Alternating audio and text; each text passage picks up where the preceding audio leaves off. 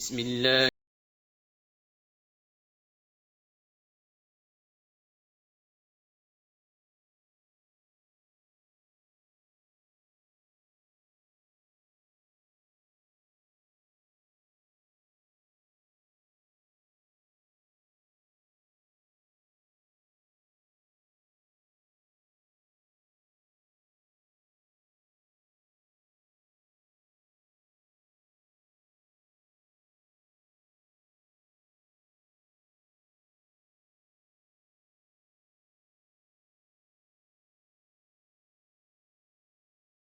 من الشیطان الرجیم بسم اللہ الرحمن الرحیم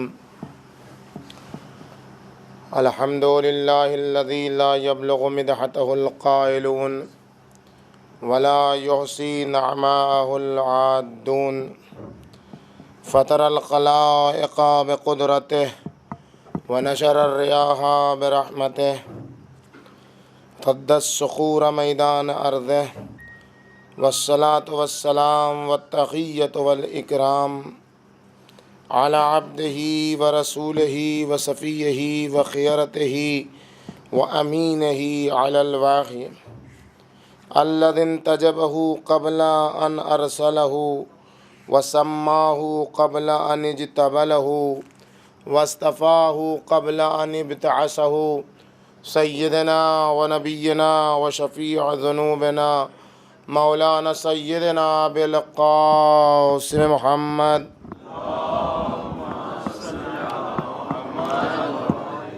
وأہل بیتہ الاطیبین الانجبین الاطہرین المعصومین المظلومین بہم نتواللہ ومن اعدائہم نتبرأ الی اللہ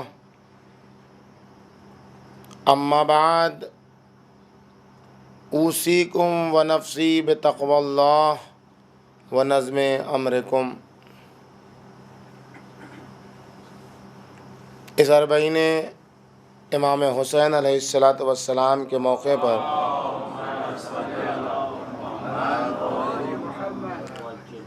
منعقد ہونے والے جمعہ میں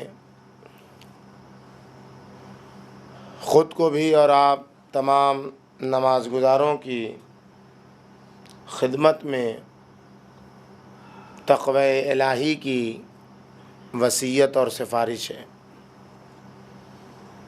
اور تقوی الہی کے ہمراہ اپنی زندگی کو منظم رکھنے کی سفارش ہے، کیونکہ تقوی ہی وہ دولت ہے جو انسان کو زندگی کی ہر کامیابی سے ہمکنار کرتا ہے۔ تقوی ہی وہ دولت ہے کہ جو انسان کی زندگی کے بند دروازوں کو کھولتا ہے۔ زندگی میں آنے والی مشکلات، زندگی میں آنے والی پریشانیوں کو تقوی ہی ہے جو حل کرتا ہے۔ من یتق اللہ یجعل لہ مخرجا، جو خدا سے خوف رکھے گا، جو اپنے دل میں خدا کی عظمت کو دیکھے گا اور خدا کی عظمت سے آشنا ہوگا، اللہ اس کے لیے راستہ بنائے گا۔ لہذا سب سے بڑی دولت کا نام تقوی ہے، اور اس اربعین حسینی کے موقع پر سب سے بڑی نصیحت اور سب سے بڑا وعظ وہی تقوی الہی ہے۔ انسان جس قدر اپنی زندگی کو تقوی کے ساتھ گزارے گا، اس قدر انسان کامیابی کی منزلوں سے ہمکنار ہوگا۔ مشکلات اور پریشانیاں خود بخود دور ہوتی چلی جائیں گی۔ اللہ جن ذوات مقدسہ کے نتیجے میں، خدمتوں کے نتیجے میں، قربانیوں کے نتیجے میں یہ دین بچا ہے، ان کی سب سے عظیم خصوصیت یہ تھی کہ وہ متقی تھے۔ اور یہ دین جب بھی بچا ہے اور بچے گا وہ ہمیشہ تقوی کی بنیاد پر بچے گا۔ انسان اپنے آپ کو اگر محسوس کرے کہ تقوی کی دولت کی اہمیت کیا ہے، تو پھر انسان خود بخود اس کی طرف دوڑے گا۔ ہم نے محسوس نہیں کیا ہے کہ تقوی کی دولت کیا ہے، ہم نے اس کے اوپر ریسرچ نہیں کی ہے، تحقیق نہیں کی ہے کہ تقوی کہتے کسے ہیں۔ ہم سمجھتے ہیں تقوی وہی ہے جو خوف ہے، جیسا کہ ابھی ہم نے بھی کہا، لیکن خوف ہے، لیکن خوف دو طریقے کا ہوتا ہے۔ انسان جب بندے سے خوف زدہ ہوتا ہے، کسی انسان سے خوف زدہ ہوتا ہے، کسی جانور سے خوف زدہ ہوتا ہے، کسی چیز سے بھی، تو اس سے بھاگتا ہے، اس سے دور ہوتا ہے۔ خوف کا تقاضا یہی ہے کہ انسان جس سے خوف زدہ ہوتا ہے اس سے دور بھاگتا ہے، بجز اللہ کے، کہ اللہ کی خصوصیت یہ ہوتی ہے کہ انسان جس قدر اللہ سے خوف زدہ ہوتا ہے اتنا اللہ کے قریب ہوتا ہے۔ یہی سب سے بڑا بنیادی فرق ہے عام خوف و ہراس میں اور اللہ سے خوف رکھنے میں۔ آپ کسی سے بھی ڈریے، اس کے قریب نہیں جائیے گا، لیکن اگر اللہ سے خوف طاری ہو جائے تو پھر اللہ سے انسان دور نہیں ہوگا بلکہ اللہ سے قریب تر ہوتا چلا جائے گا، اور پھر اس کی زندگی کامیاب ہوتی چلی جائے گی، کیونکہ یہ خوف برائیوں سے خوف نہیں ہے، یہ خوف بربادیوں کا خوف نہیں ہے، یہ خوف وہ اس کی عظمت کا خوف ہے۔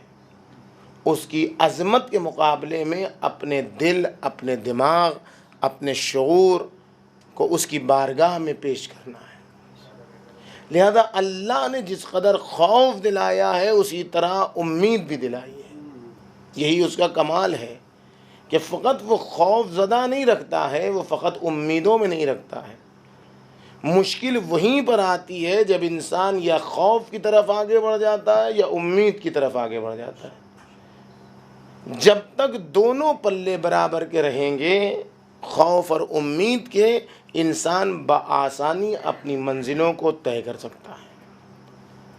لہذا سب سے بڑی ضرورت ہے انسان کے لیے کہ وہ ان علامتوں کو دیکھے جس کی بنیاد پر اللہ سے قریب ہوتا ہے۔ کیا علامت ہے ان لوگوں کی کہ جن کے لیے اللہ اچھائی چاہتا ہے، جن کے سلسلے میں اللہ اچھائی کا ارادہ کرتا ہے، ان کی خصوصیات کیا ہیں؟ معصومین علیہم السلام فرماتے ہیں کہ اللہ جس کے سلسلے میں نیکی کا ارادہ کر لیتا ہے اس کی چند علامتیں ہیں۔ اللہ جس کے بارے میں چاہ لیتا ہے کہ یہ بندہ نیک کردار بن جائے، اس کے لیے اللہ کیا کرتا ہے؟ اذا اراد اللہ بعبد خیرا، اللہ جب کسی بندے کے لیے نیکی کا ارادہ کر لیتا ہے، جعل لہ واعظا من نفسہ یأمرہ وینہاہ۔ اللہ جب کسی بندے کے لیے نیکی کا ارادہ کر لیتا ہے تو اس کے دل کے اندر واعظ بیٹھا دیتا ہے، اور وہ واعظ اور وہ نصیحت کرنے والا اس کو حکم دیتا ہے اور اس کو برائیوں سے روکتا ہے۔ دیکھیے، واعظ کی مختلف قسمیں ہیں، ڈرانے والے کی مختلف قسمیں ہیں۔ اتنے ڈرانے والے دنیا میں موجود ہیں पुलिस किस लिए होती है समाज में, मुआशरे में? डराने के लिए होती है। ये जुर्माने जो दिए जाते हैं ये किस लिए होते हैं? ये डराने के लिए होते हैं। ये ट्रैफिक का सिस्टम क्यों होता है? डराने के लिए होता है। ये सारी चीज़ें डराने के लिए होती हैं। इतनी पुलिस होने के बावजूद इतनी चोरियां क्यों हैं? इतनी पुलिस होने के बावजूद इतनी खराबियां क्यों हैं? इसलिए ये खराबियां हैं कि ये सारे वाइज, ये सारे डराने वाले बाहर से हैं। दीन इस्लाम ये कहता है कि बाहर की पुलिस उस वक्त तक काम कर ही नहीं सकती है जब तक दिल के अंदर पुलिस न बैठ जाए। दीन इस्लाम बाहर में पुलिस बैठाने से पहले दिल के अंदर एक वाइज बैठाना चाहता है। जिसके दिल में बाहर से पुलिस के बजाय अंदर पुलिस नहीं बैठेगी, वो कभी भी कामयाब नहीं हो सकता है। कितना ही उसे जहां मौका मिलेगा वो कुछ ना कुछ कर देगा। जहां कोई देखेगा कि कोई देखने वाला नहीं है, वो फौरन अपना काम कर जाएगा। लेकिन जब उसे मालूम हो जाएगा कि कोई है दिल में, कोई है देखने वाला, और दिल में ये उसके बात उतर जाएगी, तो फिर सारी मुश्किल हल है। वो अगर बुरे वक्त पर अगर नफ्स से मजबूर होकर कोई बुराई कर भी लेगा तो वो अपने आप को पाकीज़ा करना चाहेगा। वो चाहेगा कि इस दुनिया में अपने आप को पाक कर लें। क्यों? इसलिए कि हमने बुराई की है, तो हमें इस दुनिया में अपने आप को पाकीज़ा कर लेना है। अमीरुल मोमिनीन का ज़माना है, देखिए वाइज जब दिल में बैठ जाता है। एक शख्स है जो चोरी करता है, गुनाह है, किसी ने नहीं देखा उसको चोरी करते हुए, लेकिन अली की मोहब्बत ने उसके दिल में वाइज बैठा दिया था। अल्लाह जिसके लिए नेकी का इरादा करता है उसके दिल में वाइज बैठा देता है। नफ्स ने उसे मजबूर किया, उसने चोरी कर ली, लेकिन अब उसका नफ्स बेदार था, वाइज बैठा हुआ था। अब वो अमीरुल मोमिनीन के पास आता है, या अली मैंने चोरी की है। अब अमीरुल मोमिनीन उसे पलटा रहे हैं। मुमकिन है तुमने पहली बार चोरी की हो, अब दिल में वाइज बैठा है। मन अरादल्लाहु बिअब्दिन खैरा, अल्लाह जिसके लिए नेकी का इरादा कर लेता है उसके दिल में वाइज बैठा देता है। नहीं या अली पहली बार भी चोरी नहीं है, मुमकिन है तुमने मजबूर होकर चोरी की हो, तुम्हारे घर में खाने को नहीं हो, इस्लामी हुकूमत की तरफ से तुम्हें इतना मिला नहीं हो जिससे तुम्हारी जिंदगी, नहीं या अली इतना भी था जिंदगी के, नफ्स ने मजबूर किया। मुमकिन है तुमने उस मकदार में चोरी की हो जिस मकदार में हाथ नहीं काटे जाते हैं। वो कानून है, ऐसे तो है नहीं कि जैसे ही आपने चोरी की वैसे ही उंगलियां काट दी जाए। कहा नहीं या अली उस मकदार में चोरी की है जिस मकदार में उंगलियां काटी जाती हैं। आप देखें वो अपने आप को कोई अगर ना कहता कर तो कोई मुश्किल नहीं थी। या अली मुझे पाक कर दीजिए, ये कौन कह रहा है? जिसके दिल में वाइज बैठा हुआ है वही कहेगा। कोई चोरी करके देखने वाला नहीं था उसे, वो सामान चोरी करके ले आया, किसी को पता भी नहीं चला, लेकिन अली मुर्तज़ा की मोहब्बत ने उसके दिल में वाइज बैठा दिया था। अब वो मौलाए कायनात ने उसके साथ जो अमल अंजाम दिया, उंगलियां काटी। उंगलियां काटी, ये नहीं कहा कि अरे तुम मेरी मोहब्बत में हो, चलो चलेगा कोई बात नहीं है, तुम देखो कितने सच्चे हो, तुमने आगे सच सच बता दिया। ये नहीं कहा मौलाए कायनात ने कि भाई तुम्हारी सच्चाई की वजह से अब तुम पर हद जारी नहीं होगी। कहा नहीं, तुम पर हद जारी होगी। उंगलियां काटी मौलाए कायनात ने। इसका मतलब ये कहना कि मोहब्बत करेंगे तो कोई भी गुनाह कर ले नहीं। ये मोहब्बत और गुनाह के दरमियान अगर हकीकी मोहब्बत होगी तो गुनाह करेगा नहीं आदमी, और अगर गुनाह करता है और काबिले हद गुनाह है तो अली की मोहब्बत उसे रोक नहीं सकती है। خود علی مرتضی ہاتھ کاٹ کے بتائیں گے کہ محبت الگ سی چیز ہے، گناہوں کے حدود الگ سی چیز ہے. کاٹا بنایا گیا نا. اور اس کے بعد پھر کیا ہوا، ایک تاریخ ہے. تو اللہ جس کے سلسلے میں نیکی کا ارادہ کرتا ہے اس کے دل میں واعظ بٹھا دیتا ہے. دوسری جگہ مولا فرماتے ہیں من اذا اراد اللہ بعبد خیرا طہرہ قبل موتہ. اللہ جس کے سلسلے میں نیکی کا ارادہ کر لیتا ہے اس کو موت سے پہلے پاکیزہ کر دیتا ہے. کسی کے سلسلے میں کوئی فیصلہ نہیں کر سکتے کیا ہوگا. ابوذر سے کسی نے کہا ابوذر میرے بارے میں بتاؤ میں کیسا ہوں. کب موت کا وقت دیکھوں گا تب بتاؤں گا. کہا کیوں؟ اس لیے کہ میں نے پیغمبر اکرم سے سنا ہے کہ بنی آدم کا ایمان دیگچی میں کھولتے ہوئے پانی کی طرح ہے. جب تک پانی جوش مار کے رک نہ جائے، تھم نہ جائے، اس وقت فیصلہ نہیں ہو سکتا کتنا گرا کتنا بچا. اللہ جس کے سلسلے میں نیکی کا ارادہ کر لیتا ہے موت سے پہلے اسے پاکیزہ کر دیتا ہے. لوگوں نے پوچھا مولا موت سے پہلے کیسے پاکیزہ ہوتا ہے؟ وما طہور العبد، یہ بندہ کیسے پاکیزہ؟ تو قال عمل صالح یلہمہ ایاہ. اللہ جس کے سلسلے میں نیکی کا ارادہ کر لیتا ہے تو اس کو موت سے پہلے پاکیزہ کر دیتا ہے. کیا کرتا ہے؟ اس کے نفس میں اچھی چیزوں کو الہام کرنے لگتا ہے، اسے نیکی کی طرف جانے کی توفیق عطا کرنے لگتا ہے. حتی یقبضہ، یہاں تک کہ اس کی موت آ جاتی ہے، اسے موت آ جاتی ہے، اس کی روح قبض کر لیتا ہے. جب اللہ کسی کے سلسلے میں نیکی کا ارادہ کر لیتا ہے تو اللہ اس کو پاکیزہ کر دیتا ہے موت سے پہلے. کیسے پاکیزہ کر دیتا ہے؟ اسے نیک عمل کی ترغیب دیتا ہے کہ وہ جاتا ہے برائیوں کو ختم کرتا ہے، وہ اپنے آپ کو خود بخود پاکیزہ کرنے لگتا ہے. وَإِذَا أَرَادَ اللَّهُ بِعَبْدٍ خَيْرًا، اور اللہ جب کسی بندے سے نیکی کا ارادہ کرتا ہے زَہَّدَهُ فِي الدُّنْيَا، تو اس کو دنیا کی رغبتوں سے،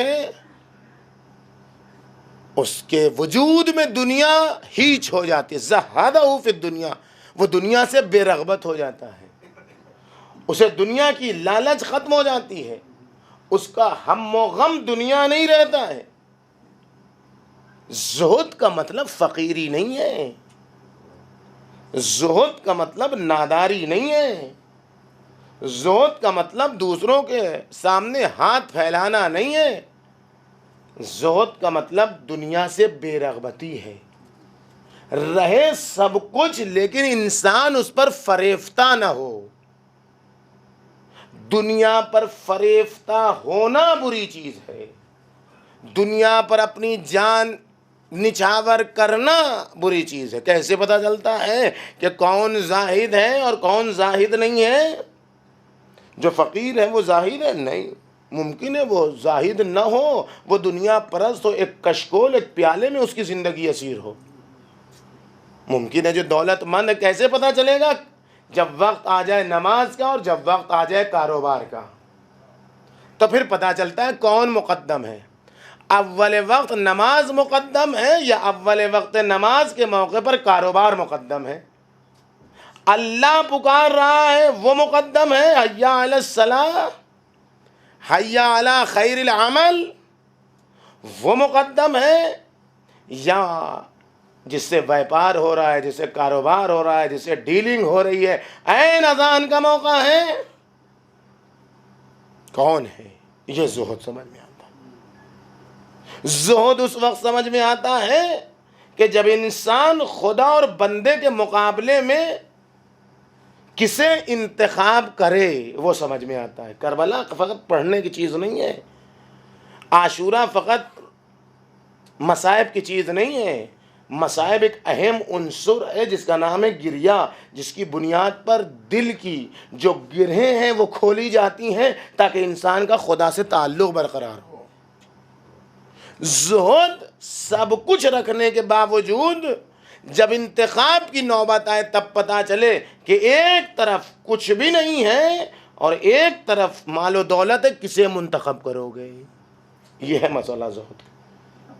حر کا کردار اسی کی طرف دعوت دے رہا ہے، ایک طرف کھانا بھی ہے، پانی بھی ہے، اسلحہ بھی ہے، فوج بھی ہے، سربراہی بھی ہے، فوج کا سپہ سالار بھی ہے، سب کچھ ہے، ایک طرف بھوک ہے، پیاس ہے، تلوار ہے، زخم ہے، موت ہے، سب کچھ ہے۔ یہاں پر پتہ چلتا ہے کون زاہد ہے، کون زاہد نہیں ہے۔ لہذا جب تک حر زاہد نہیں تھا اس وقت تک امام حسین نے اس کو برا کہا، تیری ماں تیرے غم میں بیٹھے۔ اور جب اس نے اپنے زہد کا مظاہرہ کیا، سب کچھ کو ٹھوکر مار دی بنام حسین، تب امام حسین نے اس کو کہا تم آزاد ہو، انت حر فی الدنیا و سعید فی الاخرہ۔ جو مال دنیا کی محبت کو اپنے دل سے نکال کے پھینک دے خدا کے مقابلے میں، وہ آزاد ہوتا ہے۔ اور امام حسین نے، آپ دیکھیں امام حسین نے لشکر یزید کو کیا کہا؟ جس کے دل میں مال کی محبت ہے وہ قیدی ہے، چاہے جتنا بڑا دولت مند ہو۔ جس کے دل میں پوسٹ اور مقام کی ہوس ہے وہ قیدی ہے، قیدی ہے۔ آزاد زبان سے کہنے سے کوئی آزاد نہیں ہوتا ہے، کردار سے آزاد ہوتا ہے۔ امام حسین نے آخری وقت میں جب دشمن کی فوج جا رہی تھی خیموں کی طرف تو کیا کہا تھا؟ یا شیعۃ آل ابی سفیان ان لم یکن لکم دین ولا تخافون المعاد کنتم احرارا فی دنیاکم۔ تمہارے پاس اگر دین نہیں ہے، تم قیامت سے نہیں ڈرتے، تو اپنی دنیا میں تو آزاد رہو۔ کوئی آزاد نہیں ہے، سب قیدی ہیں، زبان کی آزاد ہے۔ جو بھی مکتب اہل بیت سے الگ ہٹا، فکر اہل بیت سے الگ ہٹا، وہ قیدی ہے، وہ آزاد نہیں ہے۔ ماتم کرنے سے کوئی آزاد نہیں ہو سکتا ہے جب تک کہ فکر میں ماتم نہ اترے، جب تک کہ شعور میں ماتم نہ اترے۔ آنسو بہانے سے کوئی آزاد نہیں ہوتا ہے جب تک کہ شعور میں آنسو نہ اترے۔ اللہ جس کے کردار میں نیکی چاہتا ہے اسے دنیا میں زاہد بنا دیتا ہے۔ فَفَقَّهُ فِي الدِّينِ، جب وہ زاہد ہو جاتا تو کیا ہوتا ہے؟ جو دنیا میں زاہد ہو جاتا ہے، جو دنیا کی رنگینیوں سے اپنا منہ موڑ لیتا ہے، اس کو دین میں اللہ گہری معلومات عطا کر دیتا ہے۔ وَبَصَّرَهُ عُيُوبُهَا، اور وہ اپنے عیبوں کو دیکھنے لگتا ہے۔ جب تک زاہد نہیں ہوتا ہے، جب تک دنیا پر فریبتا رہتا ہے، اس کو دین کی گہری معلومات نہیں ہوتی ہے۔ وہ دوسروں کے عیبوں کو تلاش کرتا ہے جو زاہد نہیں ہوتا ہے۔ وہ ہمیشہ دوسروں کی طرف نگاہ کرتا ہے، وہ اس کی مثال مکھی کی مثال ہوتی ہے۔ وہ گندگیوں پر بیٹھنے کا عادی ہوتا ہے، وہ ہر ایک کی تلاشی لیا کرتا ہے، بس اپنی تلاشی نہیں لیتا۔ وہ ہر ایک کی برائیوں کو تلاش کرتا ہے، چھوٹی بڑی برائیوں کو، اپنی برائیوں کو نہیں دیکھتا ہے۔ لیکن جیسے ہی اللہ کسی کے سلسلے میں نیکی کا ارادہ کر لیتا ہے، ویسے ہی اسے زاہد بنا دیتا ہے، دنیا کی رنگینیوں سے بے رغبت بنا دیتا ہے۔ اور جب دنیا کی رنگینیوں سے بے رغبت ہو جاتا ہے تو اللہ فوراً اسے دین کی گہری معلومات جسے حاصل ہو جاتی ہے، وہ اپنے عیبوں کو دیکھنے لگتا ہے، اپنی برائیوں کو خود دیکھنے لگتا ہے۔ جب وہ برائیوں کو دیکھتا ہے تو وہ مشغول ہو جاتا ہے اپنی برائیوں کو ختم کرنے پر۔ اس لیے کہ خود میں جب برائی ہے تو وہ دوسروں کو کیا ٹوکے گا؟ خود میں جب وہی کمی ہے تو دوسرے سے کیا کہے گا؟ لہذا کوشش کرتا ہے پہلے خود کو برائیوں سے دور کرے۔ وَمَنْ أُوتِيتَهُنَّ فَقَدْ أُوتِيَ خَيْرَ الدُّنْيَا وَالْآخِرَةِ، جسے یہ دولت مل جاتی ہے کہ اللہ اسے زاہد بنا دیتا ہے، دین میں اسے فقیہ بنا دیتا ہے، دین شناس بنا دیتا ہے۔ یہ بہت بڑی بات ہے، بہت بڑی دولت ہے جسے اللہ دین شناس بنا دے۔ جو دین شناس بن جاتا ہے وہ باکمال بن جاتا ہے، وہ سمجھ لیتا ہے کہاں پر کیا ضرورت ہے۔ جو دین شناس ہوتا ہے وہ طبیب ہوتا ہے، جو طبیب ہوتا ہے وہ پیغمبر اکرم کی سیرت پر چلتا ہے۔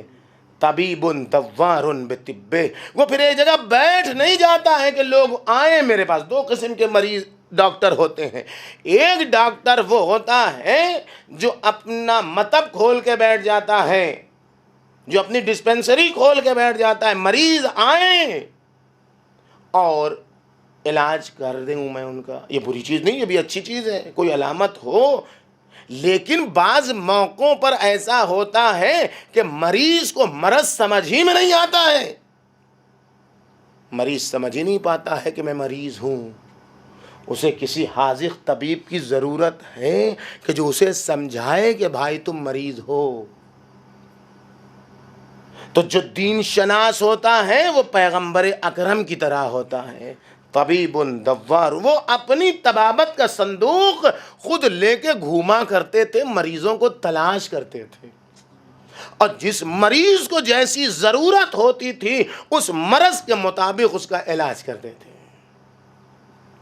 اگر کوئی مریض ایسا ہے کہ جس کو پیسے کی ضرورت ہے تو اسے پیسہ دے کر آزماتے تھے۔ نبی اللہ میں فقیر ہوں، مجھے 1 درہم دے دیجیے، کہا یہ لو، گیا خوب کمایا۔ نبی کا دیا ہوا پیسہ اس میں برکت نہ ہوگی تو کس میں برکت ہوگی بھائی؟ نبی 1 درہم دے دے تو آپ تو قیامت ہو گئی، دن دونی رات چوگنی۔ اب جب ترقی ہوگی تو مسجد کہاں؟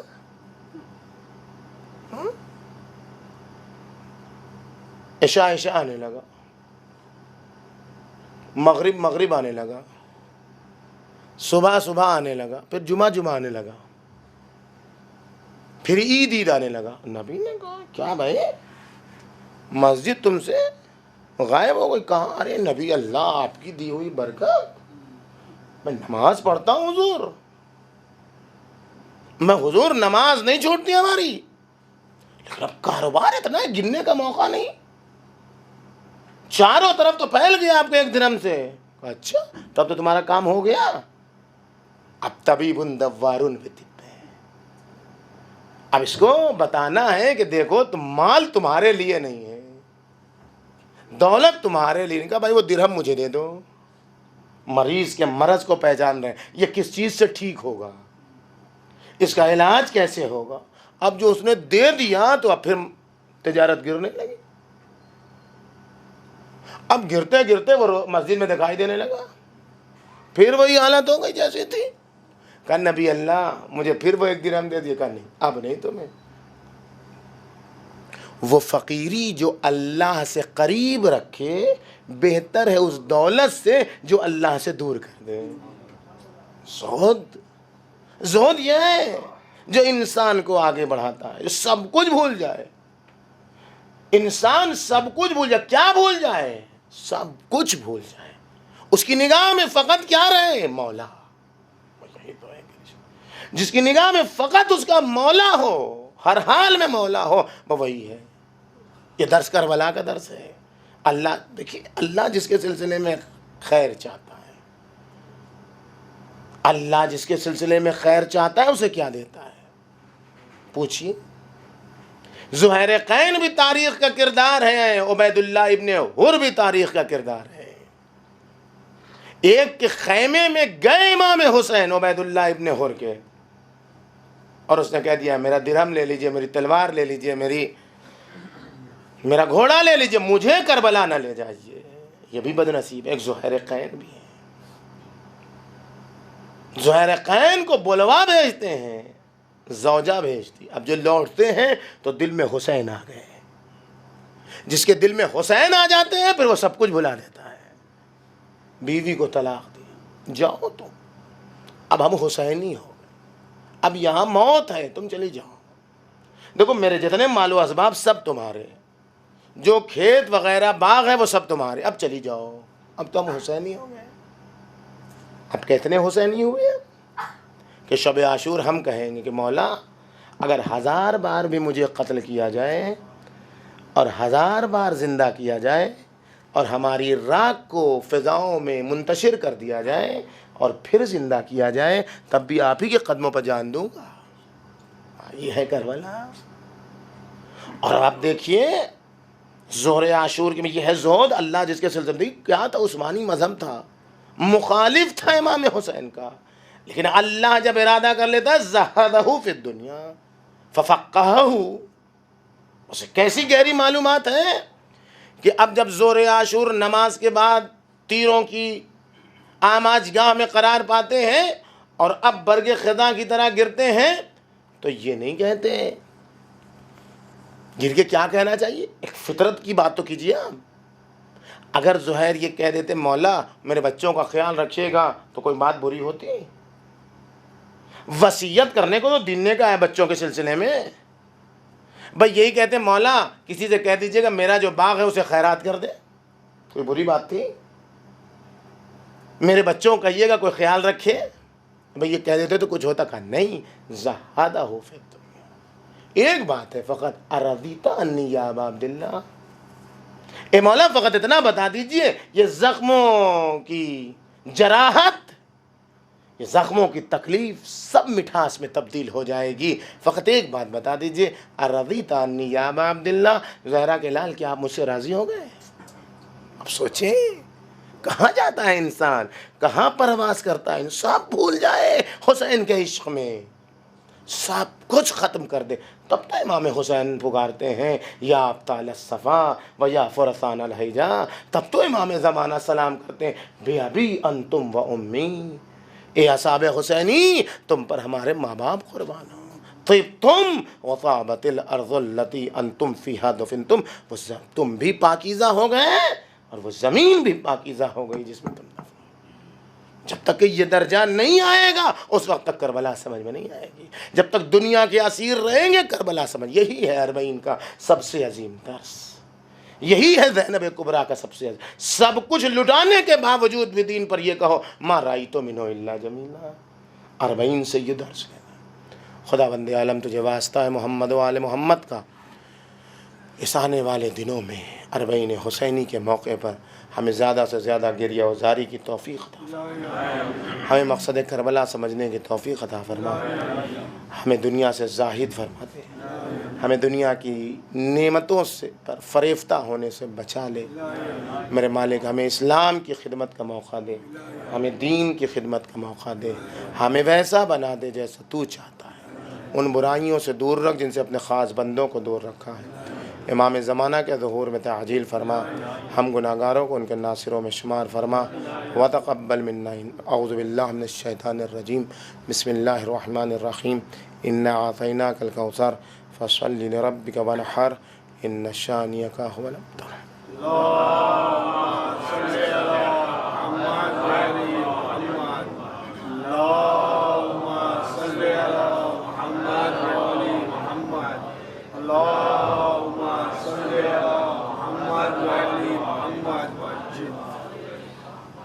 اعوذ باللہ من الشیطان الرجیم. بسم اللہ الرحمن الرحیم.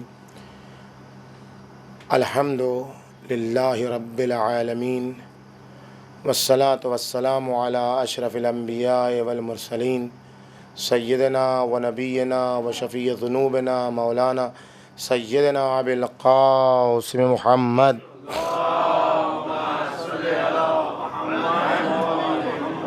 اللہم صلی وسلم وزد وبارک علی نبینا محمد صلی اللہ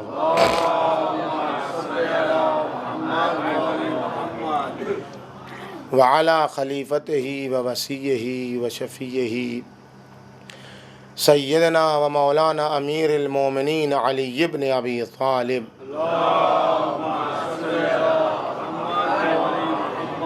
وعلى شجنته وروح خلتي بين جنبي سيدة نساء العالمين فاطمة الزهراء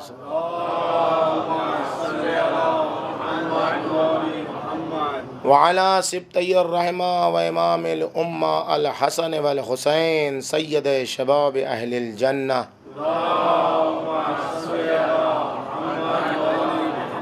وعلى علي بن الحسين ومحمد بن علي وجعفر بن محمد وموسى بن جعفر وعلي بن موسى ومحمد بن علي وعلي بن محمد والحسن بن علي والخلف العادي المهدي وجدك على عبادك وأمنائك بهم نتولاه ومن أعدائهم نتبرأ إلى الله اما بعد اوصیکم و نفسی بتقوی اللہ و نظم امرکم۔ اس دوسرے خطبے میں بھی آپ کی خدمت میں اور خود اپنے آپ کو تقوی الہی اور نظم امور کی دعوت دیتا ہوں۔ اس زمانے میں ضرورت ہے اس بات کی کہ ہم اسی زہد کے نتیجے میں گہری معلومات دین کے سلسلے میں حاصل کریں اور ان لوگوں سے بھی آشنا ہوں جو دین کے مخالف ہیں اور جو دین کے دشمن ہیں۔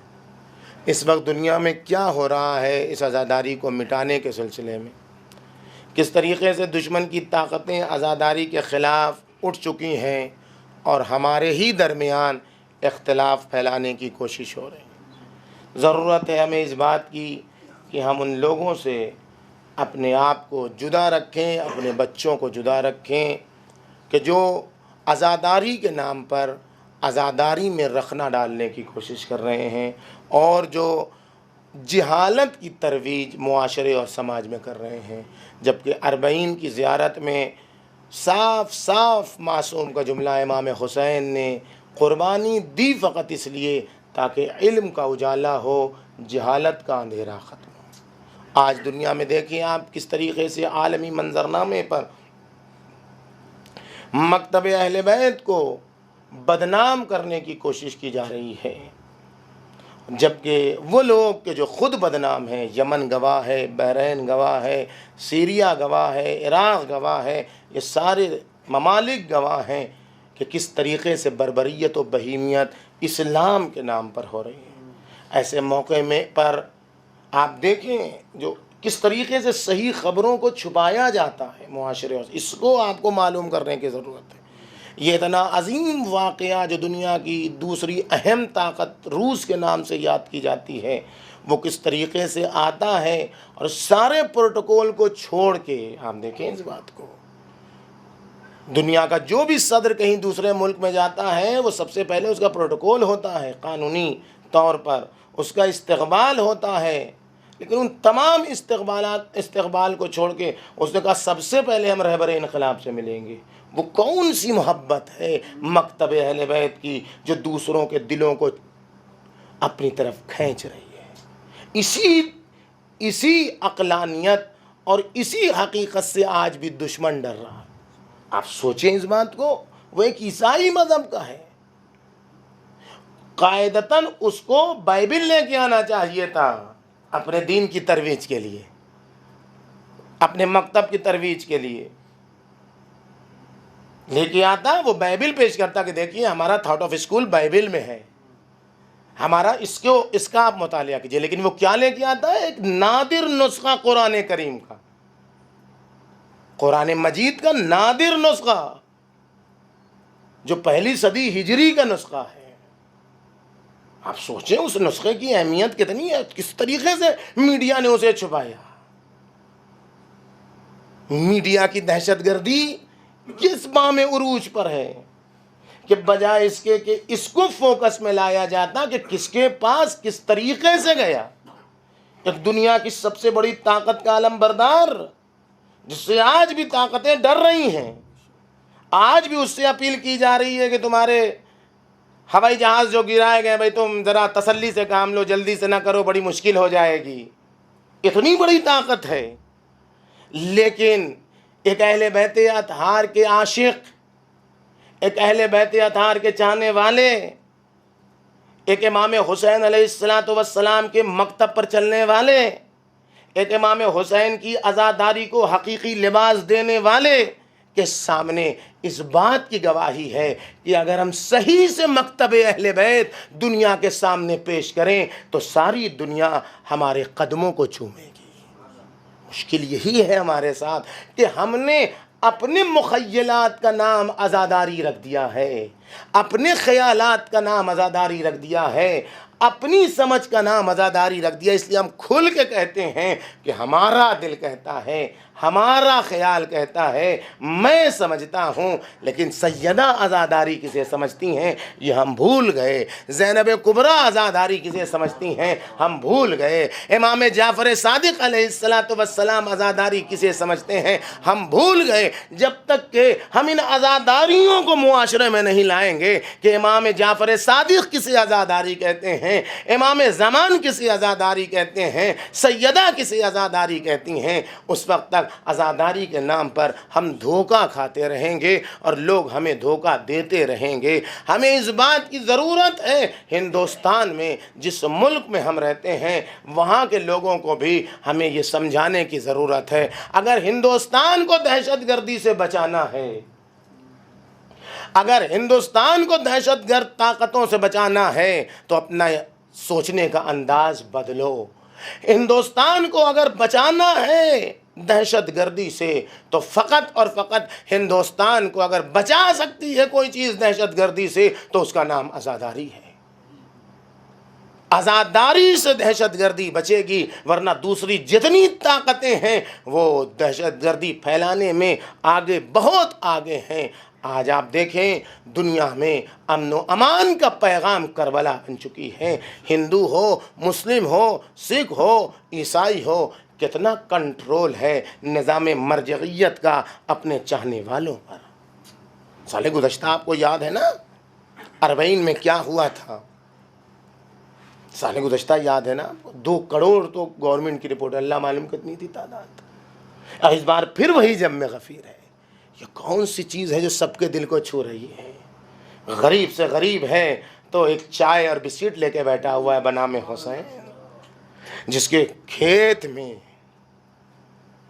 جس کے نخلستان میں کھجور ہے, بوڑھا ہے, سینی پر لے کے سر پر آیا ہے, گھٹنیوں کھڑا ہوا ہے کہ آؤ ایک کھجور کھا لو.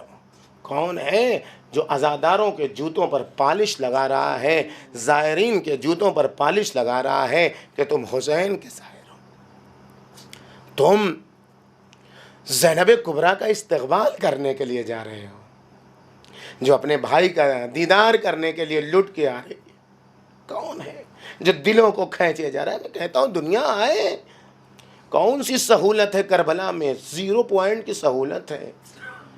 نہ گورنمنٹ اس قابل ہے کہ انتظام کر سکے, نہ عملہ اس قابل ہے کہ انتظام کر سکے, لیکن کسی کو ذرہ برابر تکلیف نہیں. میں کہتا ہوں ایک ریپر چپس کا کھا کے کوئی گرا دے اور 10 لوگ اسی طریقے سے گرا دیں تو پوری کربلا بھر جائے. ایک چپس کا ریپر, ایک بسکٹ کا ریپر. لیکن آپ چلے جائیے پوری کربلا میں راستے میں کہیں آپ کو, یہ کون سا جذبہ ہے؟ 25 لاکھ کے حاجی تم سے سنبھالے نہیں سنبھلتے. 25 لاکھ, 30 لاکھ حاجی سنبھالے نہیں سمجھتے. مینا کے دن پانی نہیں ہے زیادہ حاجیوں کے لیے, 11ویں سے پھر پانی آ جاتا ہے. پانی اتنا پیسہ تم لے رہے ہو, تمہاری ذمہ داری ہے. کتنا ہی مہنگا ہو تمہارے یہاں کا پانی, کتنا ہی مہنگا ہو تمہارے یہاں کا پانی, تم جہاں سے بھی لاؤ پانی لاؤ. لوگ پانی کے لیے ترس رہے ہیں. 11ویں کو کیسے آ گیا پانی؟ کوئی پہلی بار تو حج بہانا کیا, ایرانیوں نے بھڑکا دیا, ایرانیوں نے بھڑکا دیا. تمہاری انٹیلیجنس اتنی کمزور, تمہاری طاقت اتنی کمزور. حسین اور عباس کہہ رہے تھے اس سے بھگدڑ مچی. حسین اور عباس سے بھگدڑ مچتی ہے. حسین اور عباس سے اگر بھگدڑ مچتی تو 2 کروڑ کے مجمع میں بھگدڑ مچتی جو مسلسل یا حسین یا عباس کہہ رہے ہیں. نہیں, کسی چیز سے نہیں بھگدڑ مچی, تمہاری شیطنت سے بھگدڑ مچی, تمہاری شیطنت سے بھگدڑ مچی. تم اسلام دشمن عناصر کی مدد سے, تمہارے لیے حاجی کوئی فقط پیسہ کمانے کا ذریعہ ہے. تم کو مینجمنٹ آتا نہیں ہے, تمہارے یہاں مس مینجمنٹ ہے. تم اس لائق نہیں ہو کہ رئیس الحاج بن سکو, تم اس لائق نہیں ہو کہ خادمین حرمین شریفین بن سکو. ہمیشہ تمہاری عادتیں ہیں دوسروں کے اوپر اپنے گناہ کو ڈال دینا اور اپنے آپ کو بری ذمہ کر دینا. تمہاری سب سے بڑی کمی یہ ہے کہ تم نے اسلام کو طاقت نہیں سمجھا, تم نے آل یہود کو اپنی طاقت سمجھا جو اسلام کے سب سے بڑے دشمن ہیں. آؤ کربلا سے درس سیکھو کہ کچھ نہ ہوتے ہوئے بھی کوئی بھوکا نہیں رہتا، کچھ نہ ہوتے ہوئے بھی کوئی پیاسا نہیں رہتا۔ جسے تمہارے لوگوں نے پیاسا شہید کیا تھا، چوطرفہ راستے سے 500 کلومیٹر، 200 کلومیٹر، 300 کلومیٹر، 80 کلومیٹر سے لوگ پیدل آ رہے ہیں، لیکن کوئی ایسا نہیں ہے کہ جو بھوکا رہے، کوئی ایسا نہیں ہے کہ جو پیاسا رہے۔ بڑے بڑے دولت مند جوتا صاف کرنے کو اپنی فضیلت سمجھتے ہیں، امامہ بردار علماء جن کے سب ہاتھ چومتے ہیں، ہاتھ میں سیب لیے، ہاتھ میں پھل لیے، ایک چیز کھا لو تاکہ ہماری زیارت قبول ہو جائے، اس لیے کہ تم حسین کے۔ ایسے ہی تو آئی تھی زینب کبریٰ، ایسے ہی تو آئی تھی زینب کبریٰ، اپنے آپ کو گراتے زینب کا استقبال علیہ الصلاۃ والسلام کرنے کے لیے۔ یہ ہمیں ضرورت ہے اس بات کی کہ ہم دنیا میں پیغام پہنچائیں، اور اس ملک ہندوستان میں بھی یہ پیغام ہم پہنچاتے رہیں کہ امن اگر پھیلے گا تو عزاداروں کی بنیاد پر۔ دنیا میں اگر کسی سے بھی چاہیے تمہیں کہ دہشت گردی سے نجات ملے تو حسین کے تھاٹ آف اسکول پر چلنا پڑے گا، عزاداری کے نظریے فکر پر چلنا پڑے گا، ورنہ ہمیشہ دنیا میں امن و امان کی بھیک مانگتے رہو گے، امن و امان کی بھیک نہیں ملے گی۔ اور فقط حسین کے در پر آ جاؤ، وہاں امن بھی ملے گا، امان بھی ملے گا۔ وہاں دشمن کو پانی پلاتے ہوئے تو دکھائی دیں گے لوگ، لیکن دشمن پر پانی بند کرتے ہوئے دکھائی نہیں دیں گے۔ وہاں خون بہاتے ہوئے تو اپنا لوگ دکھائی دیں گے، اسلام کے نام پر علی اصغر اپنا گلا تو چھدوا دیں گے لیکن کسی کا گلا کاٹیں گے نہیں۔ یہی پیغام کربلا ہے کہ لوگوں کا خون بچاؤ، لوگوں کا خون برباد نہ کرو، لوگوں کی ناموس بچاؤ، لوگوں کی ناموس پر حملہ نہ کرو، دوسروں کی عزت بچاؤ، دوسروں کی عزت پر حملہ نہ کرو۔ بس یہی سب سے بڑا پیغام ہے کربلا کا، جسے ہمیں اس 40 میں دنیا کے سامنے پیش کرنا ہے۔ خدا بندہ تجھے واسطہ ہے محمد و آل محمد کا، 40 سے قریب اس جمعہ میں ہمیں زینب کبریٰ سلام اللہ علیہا کے خاطر خواہ استقبال کی توفیق عطا فرما۔ جو لوگ کربلا جا چکے ہیں انہیں سالم و غانم اپنے وطن لوٹنے کی توفیق عطا فرما، انہیں بہتر سے بہتر انداز میں صدیقہ صغریٰ کے استقبال کی توفیق عطا فرما۔ جو لوگ جا رہے ہیں انہیں امن و امان کے ساتھ کربلا پہنچا دے۔ جو لوگ نہیں جا سکے ہیں اور جانے کی تمنا رکھتے ہیں لیکن نہیں جا سکتے، ان سب کو صدیقہ صغریٰ زینب کبریٰ کے صدقے میں 40 کی زیارت کے ثواب سے مشرف فرما۔ امام زمانہ کے ظہور میں تعجیل فرما، ہم گناہگاروں کو ان کے ناصروں میں شمار فرما۔ وتقبل منا انک انت السمیع الدعاء۔ اعوذ باللہ من الشیطان الرجیم، بسم اللہ الرحمن الرحیم۔ والعصر ان الانسان لفی خسر الا الذین آمنوا وعملوا الصالحات وتواصوا بالحق وتواصوا بالصبر۔